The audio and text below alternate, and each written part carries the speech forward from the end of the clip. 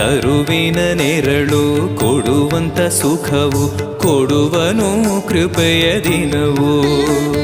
ಸ್ಥಿರ ಇರುವ ಮನ ಎನಗಿರಲಿ ಶರಣಾಗತಿ ಎಂದು ಬರಲಿ.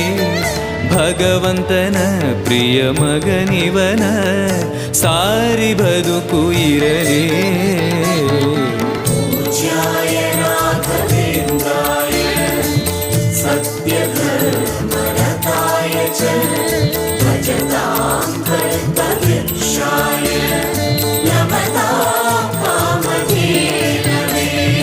ಆಲಯವೆಂದರೆ ಮಂತ್ರಾಲಯವೇ ಬೇರೆ ನಾ ಅರಿಯಲಾರೆ.